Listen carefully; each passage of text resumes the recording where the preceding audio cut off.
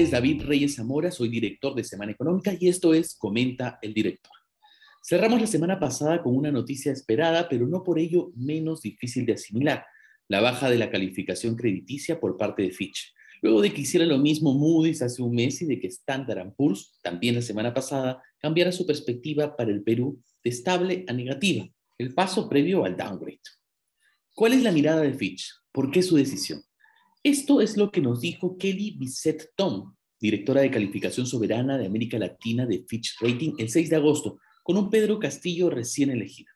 Ante el rebote natural de la economía en el 2021, la preocupación de la calificadora se centraba en el crecimiento económico en el mediano plazo, pues este año, lo entendía así, era un año de recuperación. Para ello, naturalmente, eran muy importantes las primeras señales de confianza para la inversión privada que diera el gobierno, y que lamentablemente no dio. En términos de crecimiento, señales de confianza que promueven confianza y dan mayor claridad a las políticas del gobierno son importantes por el ritmo de inversión y crecimiento económico y recuperación, sobre todo el crecimiento en 22 y 23.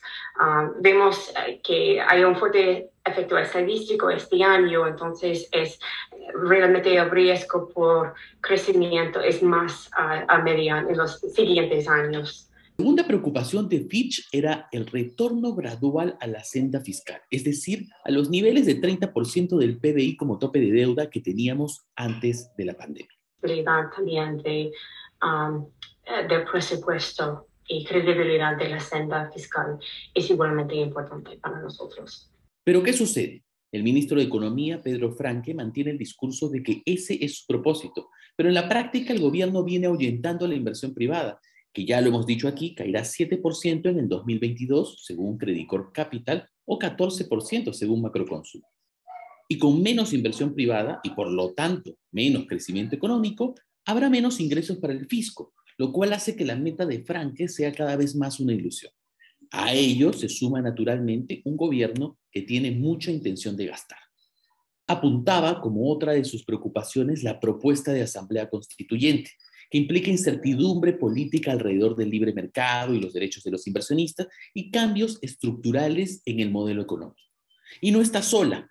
La tercera calificadora, Standard & Poor's, ya nos lanzó su advertencia final esta semana. ¿Qué le preocupa a Standard & Poor's? Lo mismo. El 12 de agosto, esto nos respondió Constanza Pérez, su directora asociada del equipo de calificaciones soberanas. ¿En qué medida la continua inestabilidad política podría erosionar el clima de inversión, limitar las perspectivas de crecimiento y hacer que la consolidación fiscal post-pandemia sea más difícil de alcanzar? Todo ello ya está sucediendo. ¿Qué falta para el downgrade? Standard & Poor's es bien claro. Perspectivas de crecimiento más débiles y estructuralmente mayores déficits fiscales a mediano plazo, lo que nos harían pensar en una calificación para Perú más baja. Hacia eso vamos. Como señalo en mi columna de la semana, el gobierno tiene dos opciones: o hace que el país crezca lo suficiente para soportar los niveles de gasto que le impone, o reduce su gasto.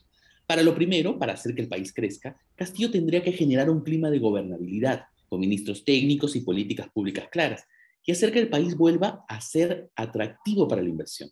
Pero ese lamentablemente no parece su camino. El problema es que tampoco se muestra dispuesto a reducir el gasto. Y para simular que no necesita ajustarse, mantiene proyecciones económicas que de ningún modo va a alcanzar. La sobreestimación fue destacada hasta por el Consejo Fiscal hace unas semanas. Parte de las proyecciones que hace el gobierno parecen un buen deseo, son un buen deseo, pero no vemos que sean muy realistas y por eso consideramos que son optimistas. Básicamente, la principal variable que nos parece que está un poco por encima de lo que el mercado estaría indicando es el crecimiento económico y, relacionado con eso, el crecimiento de la inversión privada. Perú no va a crecer 4.8 en el 2022, como dice el MEF, salvo que el gobierno se refunde mañana. Entonces, volver a la senda fiscal, que es lo que le preocupa a las calificadoras, no sería posible. Si el gobierno se empecina en seguir el camino que está tomando, no se extrañen de más downgrades hasta estar al filo de la pérdida del grado de inversión. Cierro como siempre, nuestra portada de la semana, que esta vez cuenta con datos sobre cómo la incertidumbre política se ha instalado ya en los directorios de las empresas del Perú. Son los resultados de la quinta encuesta de gobierno corporativo de Semana Económica, KPMG y Prima AFP, elaborada como siempre por Ipsos Perú. Eso ha sido todo por hoy. Nos vemos en el siguiente, comenta el director. Hasta la próxima.